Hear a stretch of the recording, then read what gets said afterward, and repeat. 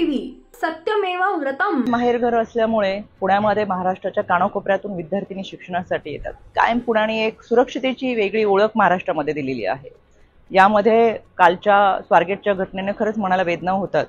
काल सकाळी 6:15 दरम्यान स्वारगेट आगारामध्ये एका 26 वर्षाच्या तरुणीवर अत्याचार झाला। संबंधित तरुणीने 9 वाजता स्वारगेट पोलीस स्टेशनमध्ये तक्रार दाखल केली आणि त्या ठिकाणी कार्यरत असलेल्या डीसीपी स्मार्तना पाटील असतील, पोलीस अधिकारी पूनम पाटील असतील यांनी तातडीने तपास कार्य हातामध्ये घेतलं।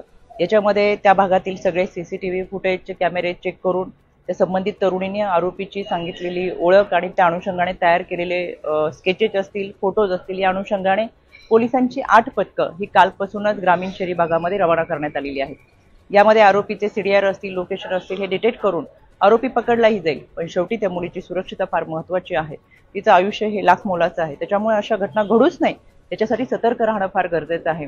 मी सातत्याने पोलिसांच्या संपर्कामध्ये आहे। याच्यामध्ये स्वारगेट पोलीस स्टेशनचं पेट्रोलिंग ही उत्तम पद्धतीने चालू असताना या रहदारीच्या भागामध्ये अशा पद्धतीची घटना घडणं हे दुर्दैवी आहे।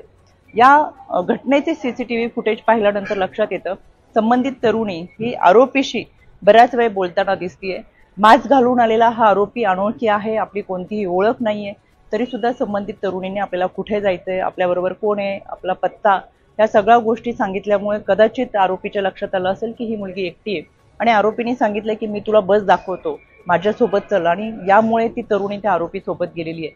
मला महाराष्ट्रातल्या माझ्या सर्व लहान भगिनींना या निमित्तानं आव्हान करायचं आहे, कोणत्याही अनोळखी व्यक्तीवर विश्वास ठेवू नका, आपली कोणतीही माहिती अनोळखी व्यक्तींना देऊ नका। इतकंच काय, सोशल मीडिया आणि फेसबुकवरती सुद्धा जर कोणी फ्रेंड रिक्वेस्ट पाठवत असेल तर सहजासहजी त्याला बळी पडू नका। शेवटी माणसांच्या कळपामध्ये हिंस्र श्वापादांची संख्या दिवसेंदिवस वाढतीये। आपली सुरक्षा आपल्या हातामध्ये आहे। महाराष्ट्र पोलीस, राज्य महिला आयोग, महाराष्ट्र शासन हे आपल्या सुरक्षितेसाठी सतर्क आहेत, पण आपण देखील सावधगिरीच्या भूमिकेमध्ये असावं।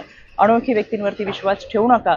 कोणतीही माहिती हवी असल्यास त्या भागातल्या शासकीय यंत्रणेकडे चौकशी करावी। स्वारगेट भागामध्ये आपल्यासाठी मदत कक्ष आहे किंवा 112 या क्रमांकावरती 1098 1091 या क्रमांकावरती माहिती विचारली तरी सुद्धा आपल्याला माहिती मिळू शकते।